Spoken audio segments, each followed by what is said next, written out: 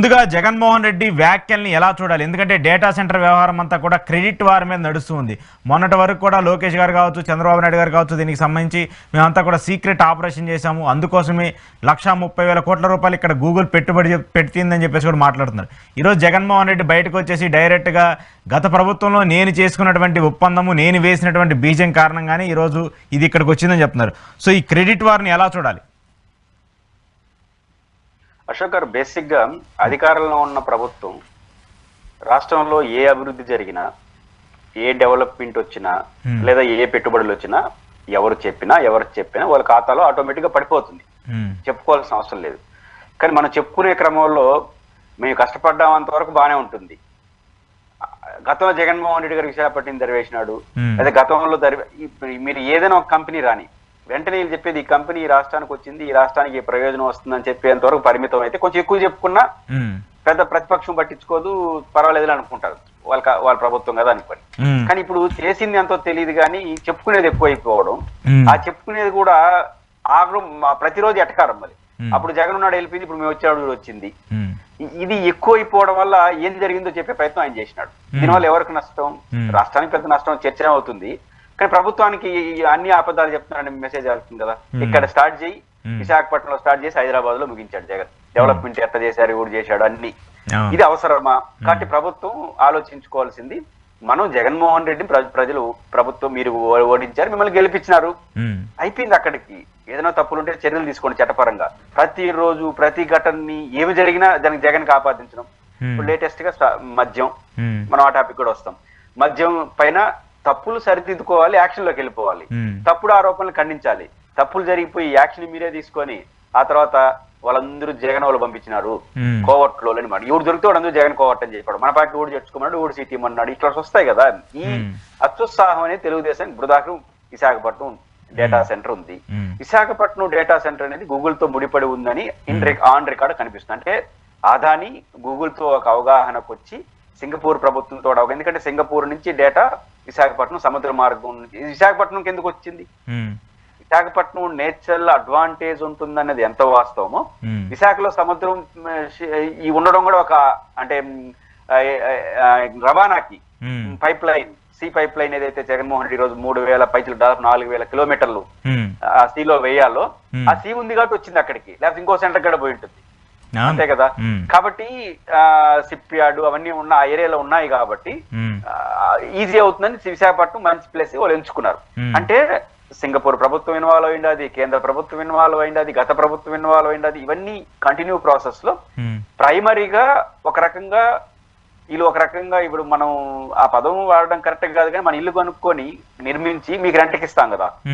నాకు అర్థమైంది జగన్ గారు చెప్పింది. డేటా సెంటర్ ని అన్ని ఏర్పాట్లు మన ఆదాని వాళ్ళు చేస్తారు, దాదాపు 80,000 కోట్లు పెట్టుబడులు పెడతారు. దాన్ని వాళ్ళు ఉపయోగించుకొని వాళ్ళు డేటా తీసుకోవడం ద్వారా ఉద్యోగాలు ఎక్స్టెన్సివ్ గా వస్తాయి. నాకు అర్థమైంది, నాకున్న సాంకేతిక చిన్న పరిజ్ఞానంతో. అంటే డేటా ఆయన చెప్పింది కూడా అదే. ప్రైమరీగా పునాది వేస్తా ఉండేది ఆదాని కదా. 80,000 కోట్ల రూపాయలు పెట్టుబడులు పెడుతున్నారు కదా. ఆదాని అన్నాడంటే జగన్ అక్కడ శంకుస్థాపన చేశాడు ఆదాని డేటా సెంటర్. కాబట్టి ఆయన ఖాతాలో పడిపోతుంది కాబట్టి ఆదాని పేరే లేకుండా గూగుల్ తో ఫ్రెష్ గా చేసుకున్నామని పిక్చర్ ఇచ్చినారు. అక్కడ వస్తుంది పంచాయతీ. గూగుల్ అనేది నో డౌట్ దానివల్ల ఎన్ని ఉద్యోగాలు వస్తాయి, ఏం వస్తుందని పక్కన పెడితే గూగుల్ కి ఇంటర్నేషనల్ గా మంచి రెప్యుటేషన్ ఉన్నటువంటి వ్యవస్థ. గూగుల్ అంటేనే ఒక ఇమేజ్. ఆ గూగుల్ 100 మందికి ఉద్యోగాలు ఇచ్చినా, 1,00,000 మందికి ఉద్యోగాలు ఇచ్చినా ఫస్ట్ ఆఫ్ ఆల్ గూగుల్ వస్తా ఉందంటేనే ఒక ఇమేజ్ వస్తుంది. కాబట్టి గూగుల్ చంద్రబాబు నాయుడు గారిని చూసి వచ్చేస్తా ఉంది అని చెప్పే ప్రయత్నంలో గతం ఆదానిని ఎత్తేసినారు. అక్కడ నిజానికి ఆదాని ఉన్నాడు, ఇప్పుడు కూడా ఈ ప్రభుత్వంలో ఆదాని ఉన్నాడు. అసలు ఒప్పందం మొత్తం కూడా అదానిదే, గూగుల్ కాదు. అక్కడ ఆదానికి గూగుల్ కి జరిగిన ఈ ఒప్పందంలో ఆదానిని ఎవరు డిలీట్ చేయలేరు. కానీ వీళ్ళు సాంకేతికంగా ఏం డిలీట్ చేసినారు? ఆదాని పేరు చెప్తే గతంలో ఆదాని సెంటర్ కే జగన్ పెట్టాడు కదా శంకుస్థాపన, మళ్ళీ కొత్తగా నువ్వేందంటారని అసలు ఆదాని స్కిప్ అంటే ప్రచారంలో స్కిప్ చేశారు. నిజానికి స్క్రీన్ లో ఉన్నాడు. అయిపోయిన తర్వాత గూగుల్ నన్ను చూసి వచ్చారు, అప్పుడు మైక్రోసాఫ్ట్ హైదరాబాద్ లో నన్ను చూసి వచ్చారు, ఇప్పుడు క్లింటన్ నన్ను చూసి వచ్చినాడు, ఇక్కడ గూగుల్ నన్ను చూసి వచ్చినాడు. నో డౌట్ చంద్రబాబు గారికి ఉన్న రెప్యుటేషన్ చంద్రబాబు గారికి ఉంది, అది మీరు చెప్పకూడదు అంటారు. నా రెప్యుటేషన్ నేను చెప్పుకోవద్దు, మీరు బాగా విశ్లేషణ చేస్తారని మీరు అనాలి, మీరు బాగా జర్నలిజం ఉంటారని నేను అనాలి. కానీ మీకు మీరే నేను మంచి జర్నలిస్ట్ నువ్వు ఆ ఉపన్యాసం చెప్పంటే నాకు నేను రంధ్రాన్వేషణ చేస్తాను మీ పైన, మీకన్నా ఆయన బెటర్, ఆయనకన్నా ఆయన బెటర్ అని చెప్తా, అంతే కదా నేచురల్ గా. అట్ట ఇప్పుడు చంద్రబాబు గారు రెప్యుటేషన్ ఉన్న పర్సనాలిటీ, ఆయన డెవలప్మెంట్ యాక్టివిటీ ఉంటుంది. బట్ మీ పార్టీ మీకు గురి తెలిస్తే చంద్రబాబు వచ్చాడు కాబట్టి గూగుల్ వచ్చిందేమో జగన్ అనుకోరా? వారు అనుకోవాలి. మీరు దాన్ని పెట్టి దానికోసం ఆదాయాన్ని లేపేసి మళ్ళీ విశాఖపట్నంలో జగన్ గతం తరివేసినాడు, ఇది ఫైనాన్స్ డెవలప్మెంట్ అంటే, ఫైనాన్స్ డెవలప్మెంట్ ఇది, ఇవి ఎందుకు అంటాను. ఇవి చేయడం వల్ల మొత్తం కథ అంతా చెప్పాడు ఆయన. రికార్డు కదా అన్ని. రెండోది, ఇట్లాంటి ఒక వ్యవస్థ రావాలంటే కొన్ని ప్రభుత్వాలు కంటిన్యూ ప్రాసెస్ లో జరుగుతాయి. ఎప్పుడు చెప్తాం గవర్నమెంట్ ఈజ్ కంటిన్యూ ప్రాసెస్ అంటాం. కాబట్టి మీరు జగన్ గారు ఆ క్రెడిట్ ఆదానికి ఇవ్వండి, నాకు ఇవ్వండి, సరే అయితే నాకు ఇవ్వమని చెప్పలేదు కానీ అయినా ఇవన్నీ గత ప్రభుత్వాలు ఉంటాయి, క్రెడిట్ ఇవ్వడం అని చెప్పినాడు. బట్ ఎప్పుడు వస్తుంది చర్చ?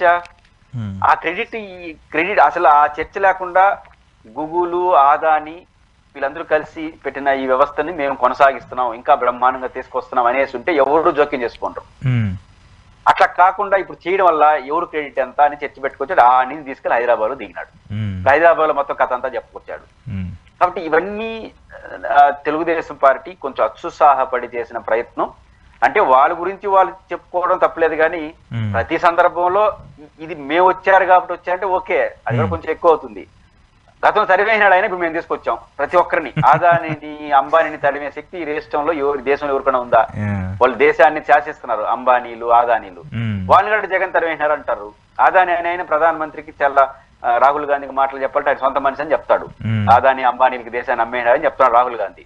దేశాన్ని కొనేసిన వాళ్ళు జగన్మోహన్ రెడ్డి, చంద్రబాబు చెప్తే వెళ్ళిపోతారు రాష్ట్రాల నుంచి. అంతే కదా. కాబట్టి ఈ అత్యుత్సాహం వాళ్ళకి ఇప్పుడు జగన్ గారు అన్ని మాట్లాడాలి, ఈ డిబేట్ నడుస్తుంది కదా. ఇప్పుడు జగన్మోహన్ రెడ్డి చెప్పింది కరెక్టా, చంద్రబాబు గారు చెప్పింది ఇంత రాకుండా హైదరాబాద్ లో నిజంగా ఇంత ఉందా?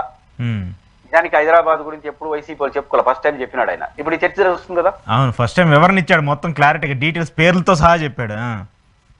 కాబట్టి ఇది తెలుగుదేశం స్వయంకృత అపరాధం. జగన్మోహన్ రెడ్డి గారు డీటెయిల్ గా ఎక్స్ప్లెయిన్ చేయడం వల్ల ఈ చర్చకు వచ్చిందని నేను అనుకుంటున్నాను. Okay okay. సో ఇప్పుడు ఈ అంశాలన్నింటినీ చూసుకున్నప్పుడు ఆయన మెన్షన్ చేసినటువంటి ప్రతి పాయింట్లో కూడా వ్యాలిడిటీ కనిపిస్తుంది కదా. ఈ ప్రభుత్వం చేసినటువంటి అంశాలు గత ప్రభుత్వం అంటే డైరెక్ట్గా జగన్మోహన్ రెడ్డి చెప్పాడు, ఇంత చేసినా కూడా నేను కనీసం నోరు తెరుచుకోవడం చెప్పలేని పరిస్థితికి వచ్చాను. కానీ చంద్రబాబు నాయుడు గారు చేసినటువంటి పబ్లిసిటీ స్టంట్స్ కావచ్చు, లేదంటే ఈ అంశాలన్నిటి మీద ఆయన చేసినటువంటి ఎక్స్ప్లోజర్ అంతా కూడా ఏదో జరిగిపోతుంది అనేటువంటి ఒక ఇండికేషన్ తీసుకొస్తూ ఉన్నారు. ఒక మీడియా కూడా ఎక్కువగా ప్రచారం చేసుకుంటూ వస్తుంది. దీని ద్వారా ప్రజలు ఇంకా ఒక డైనమాలో పడిపోతారని చెప్పేసేటువంటి అంశాలను కూడా జగన్మోహన్ రెడ్డి మాట్లాడుతూ వచ్చారు. ఇప్పుడు ఎలా ఉంటుందంటే, మేము పరిశ్రమలు తీసుకొచ్చే 14 నుంచి 19 వరకు జగన్ గారు అన్ని తెరవేసినాడు. ఏం తెరవేసినారో చెప్పరు, తరివేశారని చెప్తారు. మేము 100 పరిశ్రమలు తీసుకొచ్చాం, అన్ని జగన్ తరివేసినాడు. ఏం తరివేసినారు అంటే మళ్ళీ అట్టైట్ కలిసి అమర్ రాజా అంటారు. అమర్ రాజా ఆడకి పోలా, మా తిరుపతిలో ఉన్న అమర్ రాజా అట్లే ఉంది, తర్వాత బంగారపాలెం దగ్గర అమర్ రాజా అట్లే ఉంది. వాళ్ళు ఎక్స్టెన్షన్ ప్రాజెక్ట్ తెలంగాణలో పెట్టుకున్నారు. ఇప్పుడు రిలయన్స్ వాడు గుజరాత్ లో ఉందా, వాడు తీసుకొచ్చి ఇప్పుడు మన ఆంధ్రప్రదేశ్ లో పెట్టలేదా? అటు గుజరాత్ లో వాళ్ళు తరివేసినారా రిలయన్స్ వాళ్ళని? లేదా ఇప్పుడు గూగుల్లో అమెరికా వాడు తరివేసి వచ్చినారా? ఇప్పుడు ప్రతి పరిశ్రమ అనేది దేశం, ఇప్పుడు అంతెందుకు హెరిటేజ్ ఉంది, భారతీయ సిమెంట్ ఉంది, ఏదైనా సరే మీ సంస్థలు మీ అభివృద్ధి కోసం పెంచుకుంటూ పోతా ఉంటారు. ఇప్పుడు హెరిటేజ్ తమిళనాడులో దేశవ్యాప్తంగా ఉంది కదా హెరిటేజ్, ఎవరు తరివేస్తే పోయినారు? మార్గదర్శి ఉంది, ఎవరు తరివేస్తే పోయినారు? ఇంటర్నేషనల్ కంపెనీ కానీ నేషనల్ కంపెనీలు దేశవ్యాప్తంగా పెడతాయి, దాన్ని తరివేశానికి పేరు పెట్టేసి. ఇప్పుడు అమర్ రాజా తరమలా, అమర్ రాజాకి ఒక డిస్ప్యూట్ వచ్చింది, ఆ డిస్ప్యూట్ ఉంటుంది. ప్రైవేట్ కంపెనీ వాళ్ళు పొల్యూషన్ చూడకపోతే ఆదేశాలు ఇస్తారు, మళ్ళీ మాట్లాడతారు, అవన్నీ వాళ్ళు చూసుకుంటారు. బట్ వాళ్ళు తెలంగాణలో ఒక ప్రాజెక్ట్ పెట్టుంటే మీరు ఎందుకు ఆంధ్రప్రదేశ్ లో పెట్టించుకోలేదు? ఇప్పుడు ఆంధ్రప్రదేశ్ లో మూలాలు ఉన్న వాళ్ళు బయట పెట్టిన వాళ్ళందరూ ఇప్పుడు తీసుకొచ్చేస్తారా మన ప్రభుత్వం? ఏమన్నా మనం వచ్చాం కాబట్టి అది కాదు కదా. కాబట్టి జగన్మోహన్ రెడ్డి గారు ఏదైతే విపరీత ప్రచారాలు చేసి, ఇప్పుడు శ్రీ ఉంది, శ్రీ సిటీలో నాకు తెలిసే జగన్మోహన్ రెడ్డి గారి పిల్లలోనే 40,000-50,000 కోట్ల రూపాయలు పెట్టుబడులు వచ్చినాయి. 40,000 కోట్ల పైచలకు 4 రూపాయలు రాలేదనేస్తారు, ఒక కంపెనీ రాలేదనేస్తారు, 1,000 కోట్ల రూపాయలు అడుగుతుంటే. కాబట్టి ఇంత విపరీత పోకలకు పోవడం వల్ల వచ్చింది. దాన్ని జగన్మోహన్ రెడ్డి గారు డీటెయిల్ గా చెప్పే ప్రయత్నం చెప్పారు. ఎప్పుడు కూడా అశోక్ గారు ఆ పార్టీకి నేను నా గురించి చెప్పుకుంటే పెద్ద మీరు చెప్పుకుంటే పెద్ద ప్రజలు ఏదో సెల్ఫ్ దెబ్బ కొట్టుకుంటున్నారు లేడు అనుకుంటారు. మీరు నన్ను ఏదో అన్నారు అనుకోండి, నువ్వు దేనికి పనికి రావు, నువ్వు నీకు విశ్లేషణ రాదు ఏదో తిట్టారనుకోండి నిన్ను, అప్పుడు నా గొప్పతనం చెప్పుడు కొంచెం వింటారు. నువ్వు ఇది మీరు అన్నారు కదా, నన్ను అనవసరంగా కామెంట్లు చేశారు కదా, అప్పుడు నా మాటకి కొంచెం క్రెడిబిలిటీ వస్తుంది, వినేవారు కూడా ఉంటారు. కానీ జగన్మోహన్ రెడ్డి గారు తనకు తాను గురించి చెప్పుకుంటామంటే పెద్ద వినరు. కానీ ఇప్పుడు వింటున్నారు. ఇప్పుడు ఉదాహరణ మీరు చూడండి, మెడికల్ కాలేజీలో జగన్మోహన్ రెడ్డి గారు ఈ మెడికల్ కాలేజీతో అద్భుతం జరుగుతుంది ఏదో చెప్పాడు. 17 మెడికల్ కాలేజ్, ఆ 17 మెడికల్ కాలేజ్ ఏదో ఆయన కట్టుకున్నాళ్ళే అనుకున్నారు.